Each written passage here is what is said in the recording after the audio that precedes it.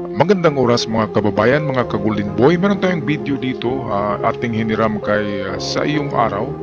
At dito ay makikita natin na itong si Kerwin Espinosa ay kukunin pala ng ICC na isang napaka-importanting witness sa kaso ni Digong sa ICC. Kaya biglang merong nangyaring hindi maganda, di ba? Ano sa palagay niyo mga kababayan? Kayo na lang ang maghusga kung bakit merong nag-interes sa buhay ni Kerwin dahil dito sa palapit na rin na kaso at paglilitis ni Digong sa ICC. Well, narito ang video atin na panoorin courtesy ng Sa Iyong Araw. Handang-handa Sobrang ako lakas at sobrang kahit bigat na na anong testigo mangyari. nito, Kerwin Espinosa. Pagkatapos mangyari ito kay Kerwin, handang-handa na daw siya laban kay FPRRD.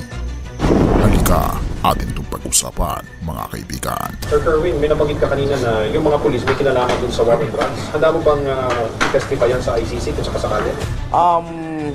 Sa ngayon, sa nangyari sa akin, handang-handa ako kahit na anong mangyari, lalo na para mabigyan ng hustisya ang aking ama. Ayan, so itong si Kerwin kasi ay siya tong sanhi ng pagkakulong ni Leila de Lima. At sa pag-withdraw din ng testimonya ni Kerwin laban kay Leila ay nakalabas din si Leila de Lima sa kulungan. Kaya si Leila de Lima Trillanes ay dalawang importanteng mga personalidad na nag-submit ng mga ebidensya sa ICC. Kaya siguradong itong si Kerwin ay kukunin din ito ni de Lima para magiging witness sa ICC. Kasi napakarami rin ng ang alam ni ni Kerwin tungkol sa mga illegal na transaksyon ng droga. At hindi lang yan yung mga namatay sa loob ng jail sa kapanahonan ng kanyang ama, at pati yung ama ni Kerwin ay doon din niyari sa loob ng jail. Kaya isa rin yun sa tibay na testigo itong si Kerwin Espinosa dahil anak mismo siya sa tinukhang na isang mayor doon sa loob ng kulungan. Paano nangyari na kulong na nga ay natukhang pa? Di ba? Sobrang-sobra naman. Alright, balik tayo sa video. Handang-handa ako Handang-handa na raw kahit na si anong Kerwin mangyari, Espinosa lalo na para versus mabigyan ng Duterte hustisya sa ang aking ama. pagtestigo sa ICC. Naku, sobrang lakas at sobrang bigat ng testigo na ito.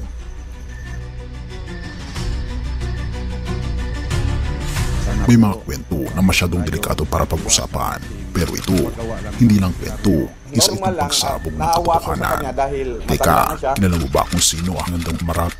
Kahit buhay pa niya ang kapalit. Pero bago natin sabihin kung sino, tanungin mo muna ang sarili mo, handa ka ba sa katotohanan na hindi mo akalaing lalabas?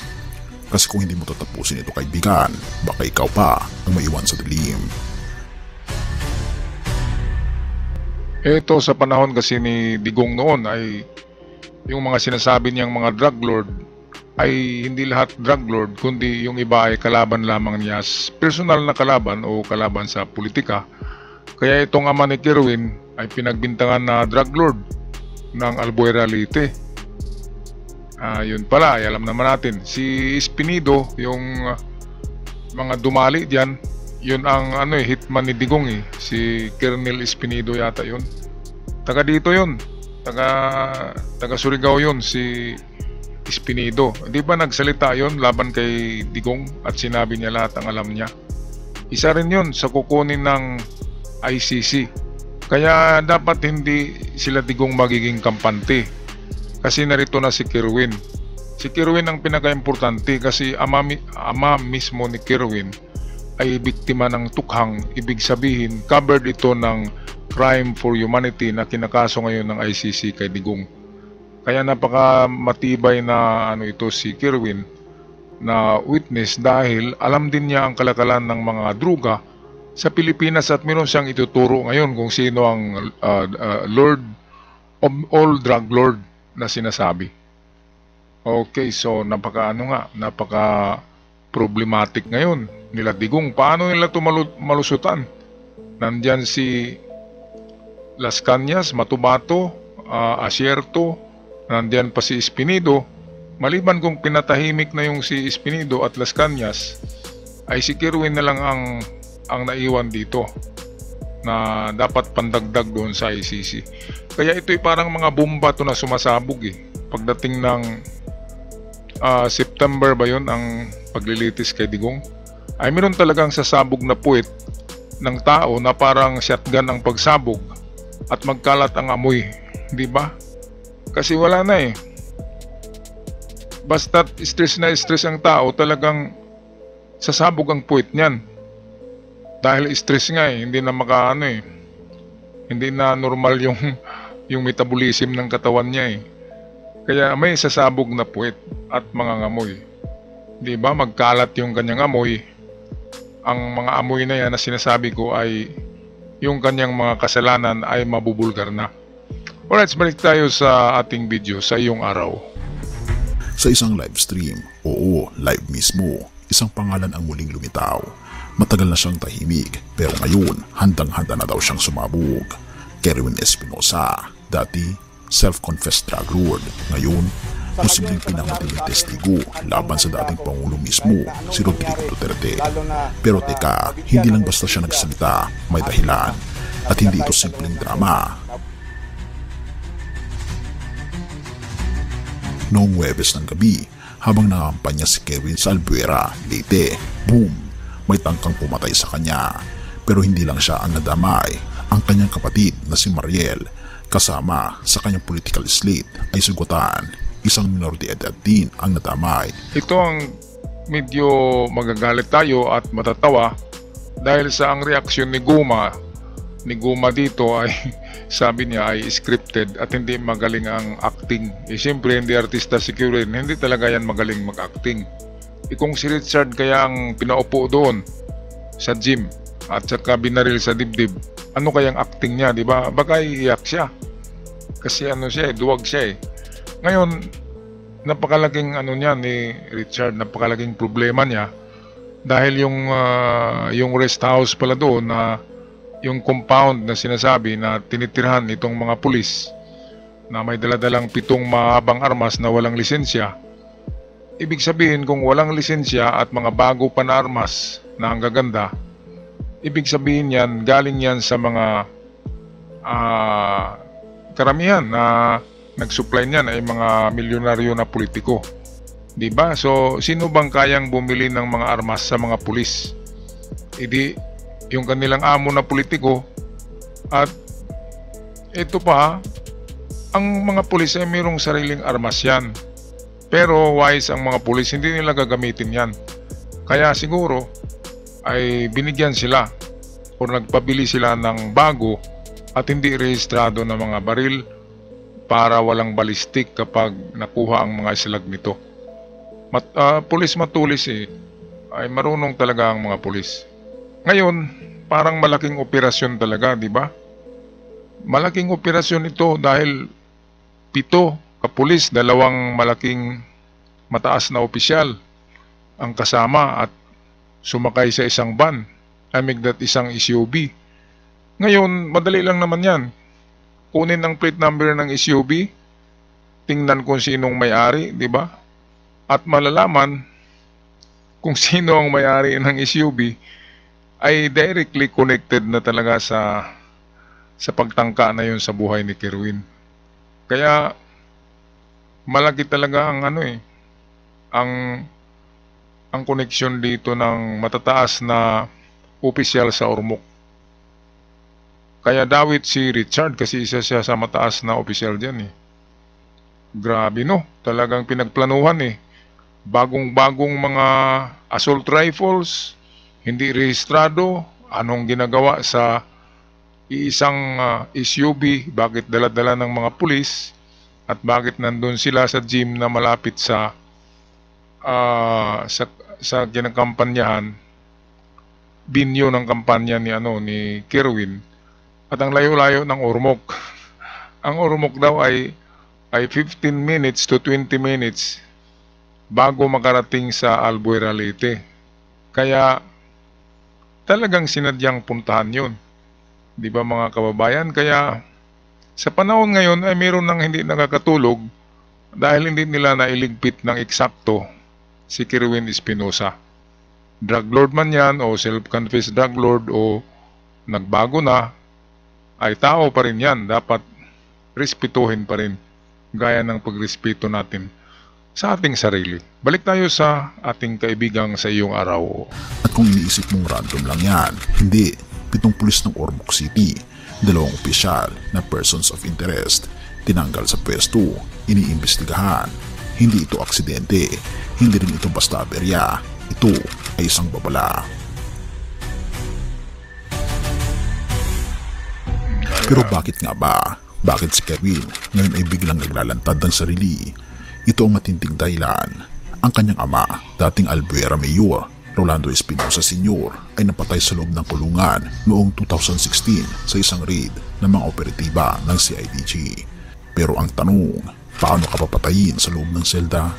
Hindi ba't dapat doon kaligtas? Ang sagot ni Kerwin, hindi na raw siya papayag na ang ganitong klaseng kasinungalingan ay mananahimik. Grabe talagang kasinungalingan sa panahon ni Digong. Kung si Trillanes noon sinasabi ni Digong na bark dog si Trillanes at trililing, luko-luko daw ang utak ni Trillanes kasi habol ng habol sa kanya. Ngayon, ito na. Nagbunga ng pagsumikap ni Trillanes na mabulgar ang lahat. Ngayon, balik tayo dito kay Kerwin at sa kanyang ama. Ang kanyang ama ay nakulong dahil sa frame up ni Digong. Pini-frame up lang yun ni Digong kung ano-ano ang pinagsasabi. Kasi hindi niya tauhan si Rolando Espinosa, yung ama ni Kerwin. Hindi yun linya ni Digong. Kaya yun, medyo magkaano siguro sila sa negosyo. Baga magkalaban sa negosyo, kaya pinaligpit. Ngayon, namihasa na sila pati anak ipinaligpit nila. Ang nagpaligpit sa ama ni Kerwin ay siguradong yun din ng mga tao ang nagpaligpit ngayon kay Kerwin para manahimik na ito at hindi na ito makapaghiganti. Kasi takot sila baka manalo si Kerwin sa Albuera, sigurado namang manalo si Kerwin dahil mayroong mga constituents ang ama niya Merong mga loyalista ang kanyang ama. Kaya pwedeng manalo si Kerwin diyan sa Albuera. Ngayon kung magiging mayor si Kerwin, ay meron na siyang power, di ba? Kaya kung sino man yung nagpa-deadball, nagpatipok sa ama ni Kerwin, ay siyempre matatakot yan na maging mayor si Kerwin. Kaya pinahinto na ito, di ba? Kaya nga, ginawa nila yung palpak na nila, na pag-liquidate kay Kerwin. At pangalawa na teorya dyan, ay dahil sa ICC, ay malamang kukunin si Kerwin kasi yung ama niya ay biktima rin ng tukhang, so very solid na witness si Kerwin. Kaya ito rin yung pangalawang teorya ng mga kapulisan kung bakit ipaligpit si Kerwin, dahil importanteng witness doon sa ICC. Credible kasi mayaman at ama niya mayor na binaril sa loob ng kulungan. Bakit ba kayang barilin niyang sino bang papasok sa kulungan? Meron namang mga BGMP diyan, di ba? Bakit nangyari yun? Bakit napasok ng mga pulis ang BGMP? May mga baril din ng BGMP. Kahit na mga PDL ang nasa loob ng kulungan, meron ding batas ang BGMP na hindi basta-basta pasukin ng ng ibang grupo na walang kaukulan na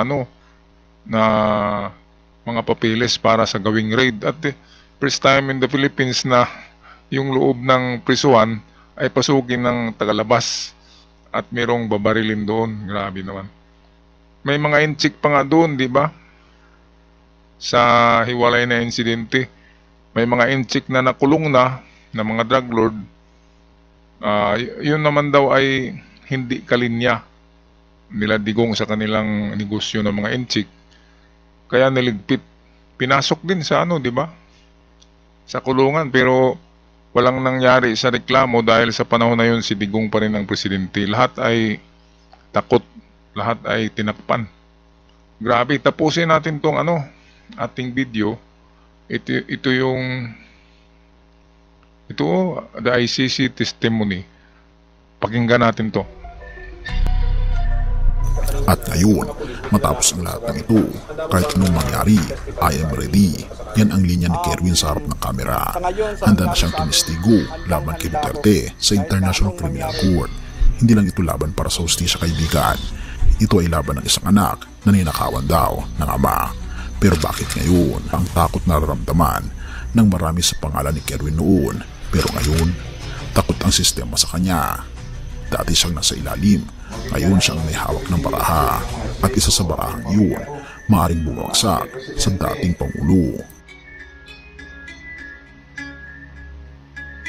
Hindi pa ito ang wakas, kaibigan. Hindi pa nilalabas ang lahat ng ebidensya. Pero ang tanong ngayon ay hindi na magsasalita ba si Kerwin. Ang tanong ay, kaya ba ng bansa ang katotohanan na sinasabi niya?